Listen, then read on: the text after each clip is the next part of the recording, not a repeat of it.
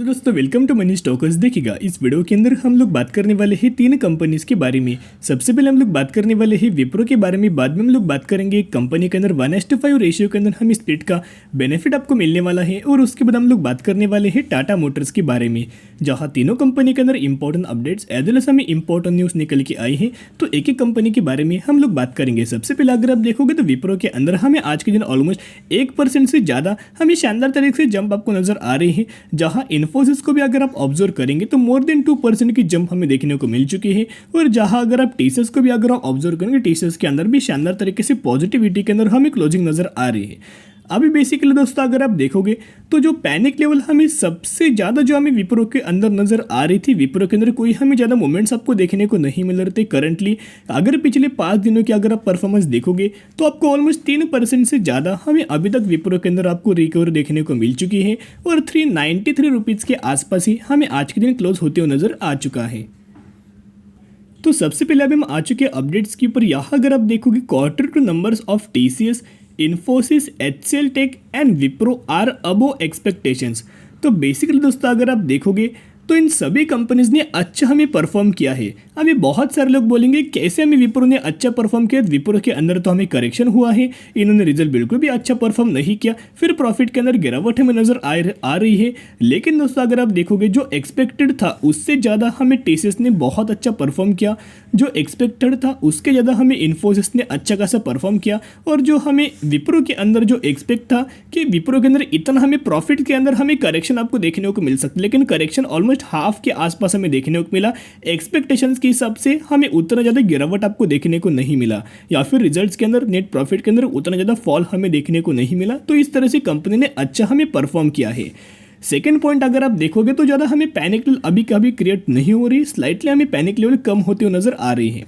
Second point अगर आप देखोगे जो हमें एट्रेशंस की वजह से जो हमें प्रॉब्लम्स नज़र आ रहे थे, जो मून लाइटनिंग की वजह से हमें जो प्रॉब्लम्स आपको देखने को मिल रहे थे, कि अभी हमें उसके रिगार्डिंग कोई अपडेट नज़र आ रहे नहीं, वो हर एक चीज़ें हमें सॉर्ट आउट नज़र आ रहे। ऑलमोस्ट 80% के आसपास जो चीज़ें हैं वो सॉर्ट आउट हमें नज़र आ रही, जिसकी वजह से करंट बेसिस के ऊपर देखोगे हमें आईटी सेक्टर के अंदर आपको लगातार हमें तेज़ी के चांस आपको देखने को मिल रहे। और हर एक दिन हमें यहाँ कंपनीज के अंदर आईटी सेक्टर के अंदर हमें रिकवरी आपको देखने को मिल रही है।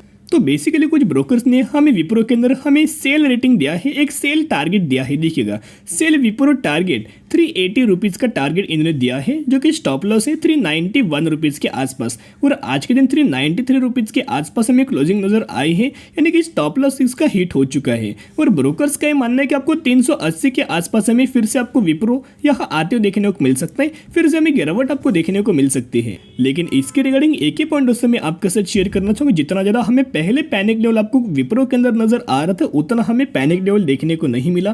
Quarter on quarter basis company ने हमें अच्छा परफॉर्म किया है, लेकिन ईयर ऑन बेसिस हमें कंपनी के प्रॉफिट्स के अंदर हमें गिरावट दोस्तों आपको देखने को मिल चुकी है। तो अभी हम आ चुके शेयर होल्डिंग पैटर्न्स के ऊपर। यहाँ दोस्तों अगर आप देखोगे तो हमें प्रोमोटर्स के हमें ऑलमोस्ट सेम यहाँ होल्डिंग हमें नजर आ रही है। एफआईज के दोस्तों अगर आप बात कीजिए तो एफआईज के अंदर हमें स्लाइटली एफआईज ने हमें सेलिंग करते हुए नजर आ रहे हैं। डीआईज की अगर बात करें तो यहाँ दोस्तों बहुत ज़्यादा हमें चौंकाने वाला डेटा हमें देखने को मिल रहा है।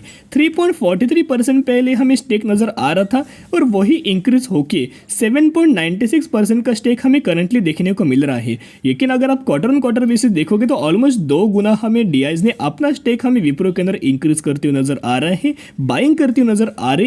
ये इसमें ही विप्रो के अंदर एक शानदार तरीके से न्यूज़ हमें देखने को मिल रही है कि हमें एफआईज की तरफ से हमें स्लाइटली सेल ही किया है, और जो सेलिंग किया है क्या पब्लिक ने हमें बाइंग नहीं किया, वो बाइंग हमें डीआईज ने दोस्तों लगातार हमें करते हुए देखने को मिल रहा है।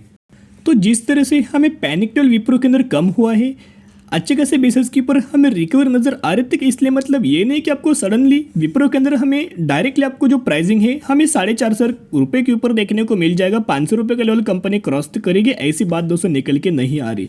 इसको रिकवर करने के लिए समय लग सकता है, ओके, टाइम आपको देना पड़ेगा। जो भी लोग विप्रो के अंदर करंटली निवेश करना चाहते हो वो उनके पास बहुत ज़्यादा पेशेंस होना चाहिए। अगर आपके पास पेशेंस लेवल बहुत ज़्यादा हाई है तो ही विप्रो के अंदर निवेश करना। इतना दोस्तों मैं आपके साथ शेयर करना चाहूँगा। अगर आप इसका पिछले 1 साल सालों का परफॉर्मेंस देखोगे तो 45% की गिरावट के अंदर हमें करंटली विप्रो अवेलेबल आपको देखने को मिल रहा है। तो हमें ब्रोकर्स की तरफ से भी शानदार तरीके से अगर आप देखोगे तो टारगेट्स हमें नजर आ रहे, जहां 458 रुपीज का टारगेट हमें ब्रोकर्स ने दिया है, जो कि अच्छी खासी पॉजिटिव वाली बात हमें विप्रो के ही अंदर नजर आ रही है, जहां एनालिस्ट का भी और ब्रोकर्स का भी बाइंग रिकमेंडेशन का विप्रो के अंदर हमें मानना निकल के आया है। एक ही पॉइंट शेयर करना चाहूँगा, जो भी ब्रोकर्स लोग होते हैं, एनालिस्ट लोग होते हैं, जो नेगेटिविटी फेयर स्प्रेड करते हैं या फिर आप अगर आप देखोगे तो हमें डाउनग्रेड किसी भी कंपनी को करते हैं, उनके पीछे दोस्तों आपको बिल्कुल भी नहीं भागना है, उनको आपको फॉलो नहीं करना है। अगर आप किसी भी कंपनी के अंदर निवेश करके यानी कि स्टडी करके और एनालिसिस करके अगर आप निवेश करते हैं तो आपके अंदर शानदार तरीके से कॉन्फिडेंस हमें जनरेट हो जाता है और उसी कॉन्फिडेंस के साथ किसी भी कंपनी को लंबे समय के लिए आपको होल्ड करने की पावर मिल जाती है। यहाँ HDFC सिक्योरिटीज की तरफ से भी हमें विप्रो के अंदर बाइंग रिकमेंडेशन देखने को मिल चुका है। 470 रुपये का टारगेट हमें HDFC सिक्योरिटी तरफ से हमें देखने को मिल चुका है। As well as ICICI direct की अगर बात की जाए तो ICICI डायरेक्ट ने भी विप्रो के अंदर हमें टारगेट दिया है। 460 रुपीज़ का टारगेट हमें ICICI ने डायरेक्ट में दिया है।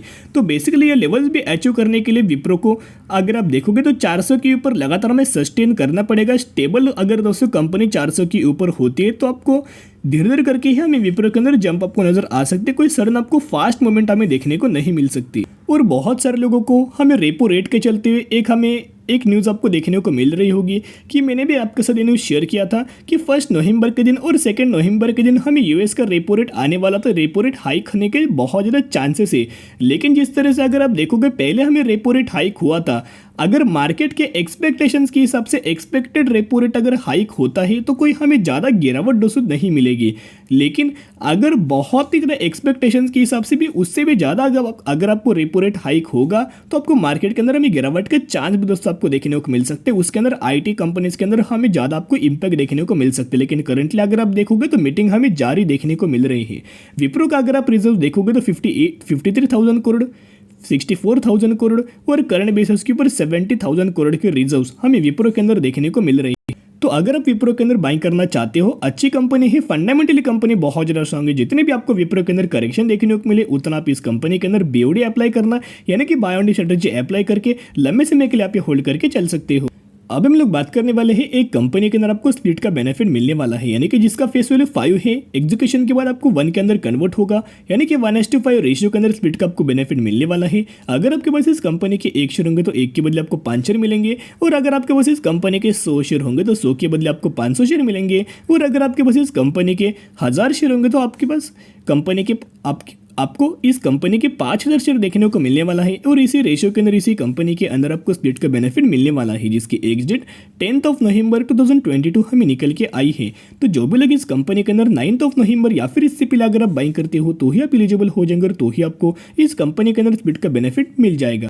तो बेसिकली हम लोग कौन सी कंपनी के बारे में बात करें जिसका प्राइसिंग 800 रुपीज़ है और मैक्सिमम के अंदर 1000% का शेयर होल्डर्स को कंपनी ने मुनाफा दे चुके हैं। मार्केट कैप भी अगर आप देखोगे तो 2,500 करोड़ का मार्केट कैप, यानी कि बेसिकली कंपनी हमें स्मॉल कैप कैटेगरी से बिलोंग करती है। और हम लोग बात करें स्टील स्ट्रिप्स वेल्स लिमिटेड के बारे में, इसी कंपनी के अंदर स्प्लिट का आपको बेनिफिट मिलने वाला है। तो बेसिकली कंपनी का बिजनेस क्या है, ऑटो एसेसरी सेक्टर से कंपनी बिलोंग करती है। ऑटो के जो कंपोनेंट्स होती है ये कंपनी हमें मैन्युफैक्चरिंग करती है, अच्छा बिजनेस हमें रन करते हुए नजर आ रही है, जिसके मुताबिक दोस्तों कंपनी अच्छी है। पैरामीटर्स के अंदर भी हमें लगातार आपको डिसेंट तरीके से तेजी देखने को मिल रही है। तो अगर आप इस कंपनी के अंदर निवेश करना चाहते हो तो स्टडी कीजिएगा, एनालिसिस कीजिएगा, उसके बाद निवेश करने की कोशिश कर सकते हो। तो अब हम लोग बात करने वाले हैं टाटा मोटर्स के बारे में। बेसिकली टाटा मोटर्स की अगर बात की जाए तो एक फंडामेंटली कंपनी बहुत ज़्यादा स्ट्रांग है, ऑटो सेक्टर से कंपनी बिलोंग करती है। तो आज के दिन जो आपको 2% की टाटा मोटर्स के अंदर जो तेज़ी देखने को मिली है उसके पीछे का रीज़न हमें बहुत शानदार तरीके से पॉजिटिव न्यूज़ हमें देखने को मिल चुकी है। तो सबसे पहले अभी हम आ चुके न्यूज़ के ऊपर। 45 मिनट्स अगो हमें न्यूज़ निकल के आई है, टाटा मोटर्स टोटल सेल्स अब 15.5% यानी कि 15% की सेल्स के अंदर हमें जंप आपको नजर आई है। 78,335 यूनिट्स की सेलिंग हमें अक्टूबर मंथ के अंदर आपको दोस्तों देखने को मिल चुकी है।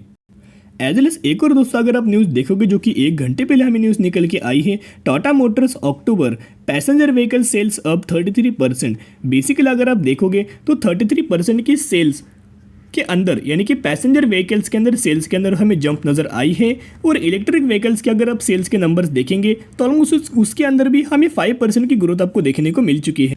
एज वेल एज 17 आवर्स एगो हमें न्यूज़ निकल के आई है registration of electric passenger motor vehicles double this year. तो पिछले साल से अगर आप इस साल अगर आप कंपेयर करेंगे इनके इलेक्ट्रिक व्हीकल्स के अंदर तो डबल डिजिट ग्रोथ हमें देखने को मिल चुके हैं। ऑलमोस्ट 2 गुना हमें रजिस्ट्रेशन के नंबर्स हमें निकल के आए हैं।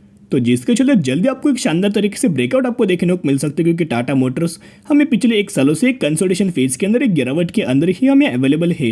तो जिस तरह से कंपनी हमें जल्दी आपको ब्रेकआउट नजर आ सकता है और शानदार तरीके से और भी आपको मोर देन 500 की जंप यानी कि 500 के लेवल ब्रेक करके हमें टाटा मोटर्स कभी भी अप ट्रेंडिंग मूव हमें नजर आ सकता है। तो करंट डिस्काउंट प्राइस के ऊपर अवेलेबल है, तो इसके अंदर buy on dip strategy apply करना और लंबे समय के लिए आप ये होल्ड करके चल सकते हो। तो आज के लिए इतने, अगर आप वीडियो पसंद है जरूर वीडियो को लाइक शेयर सब्सक्राइब कर सकते हो। फिर मिलेंगे, बाय।